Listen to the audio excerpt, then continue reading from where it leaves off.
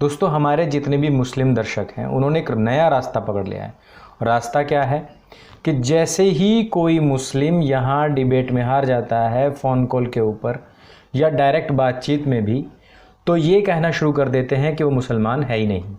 अज़हर से पिछले दिनों हमने बात की थी, तो अज़हर ने परेशान होकर के अपना फ़ोन बंद कर दिया ताकि हम उससे दोबारा बात ना कर पाएँ।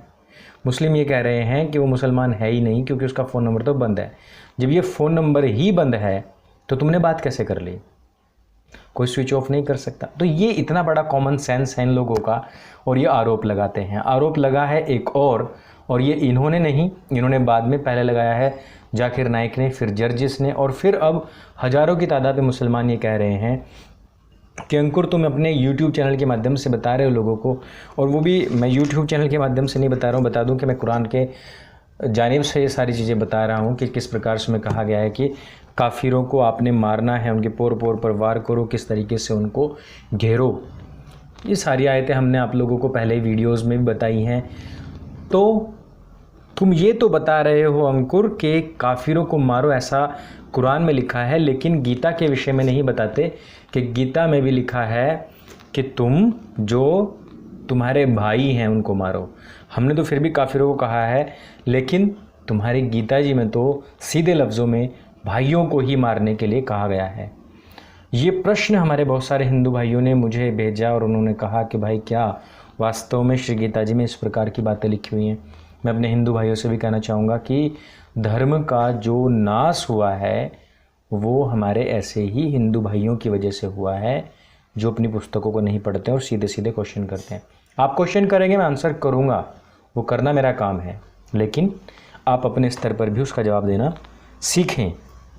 अब हम आते हैं कि काफिर में और भाइयों में क्या फ़र्क है और क्या श्री गीता जी में भाइयों को मारने के विषय में लिखा है। जैसे कि जाकिर नाइक ने कई बार गीता जी के उपदेश का एविडेंस देते हुए और उनका प्रमाण देते हुए कहा कि इसमें तो सीधे लफ्ज़ों में कहा कि अपने भाइयों को मार डाल। पहली चीज़, काफिर कौन है? जो इनकार करे। किससे इनकार करे? अल्लाह के अस्तित्व से इनकार करे, मोहम्मद से इनकार करे और जिब्राइल से इनकार करे और जितने भी इनके नबी हुए हैं उन सब से इनकार करें। अब बात करते हैं उनके लिए क्या बताया गया है। अल्लाह ने उनको इतनी अक्ल ही नहीं दी। फुल डिटेल में आगे बात करेंगे। किनको? काफिरों को। काफिरों को अक्ल ही नहीं दी और फिर उनके लिए क्या किया? दहकती हुई आग का प्रबंध किया कि इसमें हम उनको जलाएंगे। अल्लाह मतलब पूरी तरीके से अन्यायकारी है कि पहले वो काफिरों को ज्ञान नहीं देता है और फिर उनको मारने के लिए अपने मुसलमानों से भी कहता है कि उनको घेरो, घोटो और मारो, और जब वो अल्लाह के दरबार में पहुंचेंगे तो भी उनको दोजख की आग में जलाया जाएगा। ज़बरदस्ती है। उनका कोई पूर्व जन्मों का संस्कार नहीं है, क्योंकि इस्लाम पूर्व जन्म के संस्कारों को मानता ही नहीं है। श्री गीता जी में बात करते हैं। श्री गीता जी में स्पष्ट तौर पर लिखा गया है कि धर्म की हानि करने वाले को, जबकि इतने सारे ऑप्शन दिए गए पहले भी, तो धर्म की हानि करने वाले को, और ये नहीं कहा है कि तू हारेगा या तू हराएगा, कुछ नहीं, सिर्फ ये कहा है कि तू युद्ध कर। केवल और केवल ये कहा है कि तू युद्ध कर। ये नहीं कहा है कहीं भी कि तू अपने भाइयों को मार। वहाँ भाई भी क्यों ना हो, अधर्म करने वाला भाई भी क्यों ना हो, उसके साथ भी युद्ध कर। लेकिन कॉमन जो चीज़ है, जो गीता से हमको ज्ञान मिलता है, जो उसका संदेश है, वो ये है कि अधर्म करने वाले के साथ में युद्ध करो। आजकल का हिंदू क्या करता है? गीता जी को मानता है, श्री कृष्ण को मानता है, मुरली बजाने वाले को मानता है, उसकी पूजा भी करता है, रास रचैया भी करता है, डांडिया रास खुद भी करके देखता है, लेकिन अधर्म के मार्ग पर चलने वाले के साथ में युद्ध नहीं करता है, कॉम्प्रोमाइज़ करके बैठ जाता है। उसमें कहा गया है कि, अब साफ स्पष्ट लफ्ज़ों में कहा गया है, तेरी रिश्तेदारी क्यों ना हो, यदि अधार्मिक हैं, यदि वो अधर्म पर उतर आएँ, यदि वो अत्याचार पर उतर आएँ, तो भी उनके साथ युद्ध कर, पीछे मत हट। और कुरान क्या कहती है? मुसलमान चाहे कैसे भी क्यों ना हो, वो तुम्हारे हमेशा दोस्त रहेंगे, और काफिर चाहे कितने भी अच्छे क्यों ना हो, वो हमेशा तुम्हारे दुश्मन ही रहेंगे। तो क्या लिखा है इसके बारे में? 3:28 कुरान। ईमान वालों को चाहिए कि वे ईमान वालों से हटकर इनकार करने वालों को अपना मित्र ना बनाएं, और जो ऐसा करेगा उसका अल्लाह से कोई संबंध नहीं है। मुसलमान सब तुम्हारे भाई हैं, और अल्लाह और उसके रसूल की आज्ञा को मानो, आपस में न झगड़ो, अन्यथा हिम्मत हार बैठोगे और तुम्हारी हवा उड़ जाएगी। और धैर्य से काम लो, निश्चित ही अल्लाह धैर्यवान वालों के साथ है। 8:46। हाँ, अतः यदि वे तौबा कर ले और नमाज कायम कर लें और ज़कात दे दें तो तुम्हारे दीनी भाई हो जाएंगे।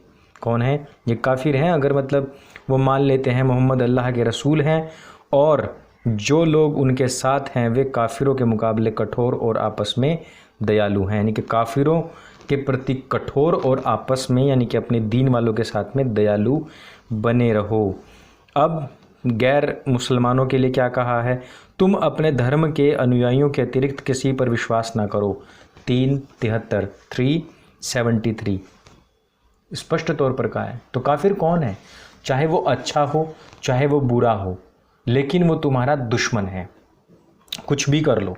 और ऐसी बहुत सारी आयतें भरी पड़ी हैं। निश्चय ही काफिर तुम्हारे खुले शत्रु हैं। 4:121 जो ईमान वालों को छोड़कर इनकार करने वालों को अपना मित्र बनाते हैं, क्या इनके पास प्रतिष्ठा की तलाश है? प्रतिष्ठा तो सारी की सारी अल्लाह की ही है। 4:139 ए ईमान वालों से हटकर इनकार करने वालों को अपना मित्र न बनाओ। क्या तुम चाहते हो कि अल्लाह का स्पष्ट तर्क अपने विरुद्ध जुटाओ? 4:144 इनकार करने वाला कौन? पिछले दिनों एक बात आई थी कि इनकार यानी कि अगर तुमने पानी से इनकार कर दिया तो तुम हो गए काफिर, लेकिन नहीं। सूरा 2 अल बकरा पारा नंबर 1 अलिफ लाम मीम क्या कहता है? 98वीं आयत है। जो कोई अल्लाह और उसके फरिश्तों का और उसके रसूलों का और जिब्रील और मिकाइल का दुश्मन यानी कि उसको ना मानने वाला हो, तो ऐसे अहले कुफ्र का अल्लाह दुश्मन है। देखो, आज की तारीख में तुम लोग जिब्राइल का और मिकाइल के दुश्मन तो नहीं बन सकते, तो ये दुश्मन कहा गया है, यानी कि जो उसको ना मानता हो। वो कौन है? वो काफिर है। ऐसे अहले कुफ्र का अल्लाह भी दुश्मन है। अल्लाह यानी कि क्रिएटर, वो हम लोगों का दुश्मन कैसे हो सकता है? जो अगर वो क्रिएटर है तो ऐसा लगता है कि जैसे वो एक कबीले का कोई मालिक है और दूसरे कबीले के लोगों से नफ़रत करने लग गया है। तो वो जो काफिर शब्द है वो आज तक चला आ रहा है। और वो काफिर कौन? जो मैंने बताया कि मिकाइल और जिब्राइल को ना माने, जो अल्लाह को ना माने, जो मोहम्मद को ना माने, जो कुरान को ना माने, तो और जो बुर्राक पर बैठकर मोहम्मद के अल्लाह तक जाने और वापस आने को ना माने, जो उंगली से चांद तोड़ने की कहानी को सच ना माने, और जो देवदूत के मोहम्मद के पास आकर उनके कान में जो कुरान कही गई और उसको लिखे जाने को असल ना माने, वो काफिर है। और वो काफिर कौन है? वो वाजिबुल कत्ल है। कोई मुसलमान इस बात से इनकार नहीं कर सकता है। अब वो वाजिबुल कत्ल है। जो लोग मोहम्मद से युद्ध कर रहे थे, उनकी बात नहीं मान रहे थे, उनको भी काफिर कहा गया है। मूर्ति पूजकों को, सबको मारने के लिए कहा गया है। लेकिन श्री गीता जी क्या ये कहती है कि अपने भाइयों को हमेशा मारो? नहीं। काफिर की एक डेफिनेशन लिख दी गई कि कौन काफिर है? गैर मुस्लिम काफिर है। लेकिन श्री गीता जी में कहीं पर ऐसा नहीं लिखा है कि तुम्हारे जितने भी चाचा ताऊ के लड़के हैं उनको मारो, ऐसा तो नहीं लिखा गया है। तो ये बात को घुमा फिरा के जो प्रस्तुत करने का इनका तौर तरीका है, उसको थोड़ा बारीकी से समझो, उसकी गहराई में जाओ और स्पष्ट तौर पर उसका जवाब देना सीखो। बिल्कुल साफ है, बिल्कुल साफ है। काफिर कौन है और अधार्मिक कौन है?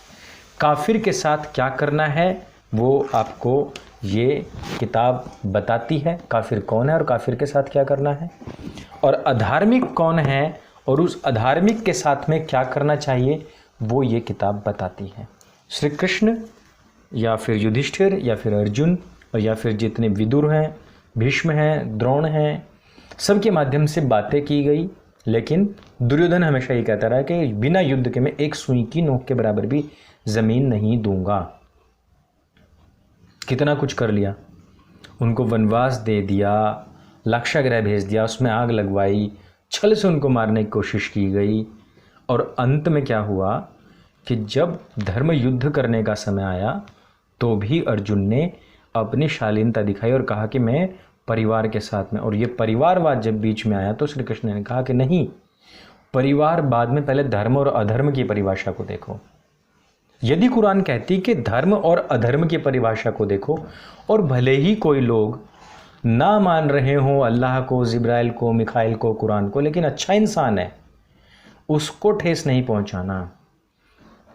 किसी ने मुझे कहा कि ऐसा भी लिखा हुआ है, लेकिन वो कितनी आयतें हैं और उसके खिलाफ कितनी आयतें हैं, विरोधाभासी आयतें कितनी हैं। रेशो देखो, हिंदुओं को दिखाने के लिए एक आयत है कि इंसानियत को बचाने के लिए देखो ये आयत लिखी हुई है, लेकिन उसके पीछे जो 150 से 200 आयतें लिखी हुई हैं वो नहीं दिखाते हैं। ये धर्म के नाम पर जो चलाया गया कल्ट है, इंसानियत के खिलाफ है। और वहाँ इंसानियत के खिलाफ नहीं कहा गया है, वहाँ किसी अन्य जाति, प्रजाति या किसी अन्य को मानने वाले को मारने को नहीं कहा गया है। अधार्मिक व्यक्ति को, अत्याचारी व्यक्ति को, अन्यायी व्यक्ति को मारने के लिए नहीं, उसके साथ आमना सामना करने के लिए, युद्ध करने के लिए कहा गया है। दोनों में जमीन आसमान का फ़र्क है। जाकिर जर्जिस, उनके हजारों अंधभक्त काली पट्टी आंखों पर बांधकर ईमान लाने वाले लाखों करोड़ों लोग जो उनको फॉलो करते हैं, उन सभी को ये जवाब, हमारे हिंदू भाइयों को जवाब, इसको लोगों तक पहुंचाएं। इस जवाब को इन सभी मंदबुद्धि लोगों तक पहुंचाएं। धन्यवाद इस चैनल को सब्सक्राइब करने के लिए और इसको आगे सपोर्ट करने के लिए।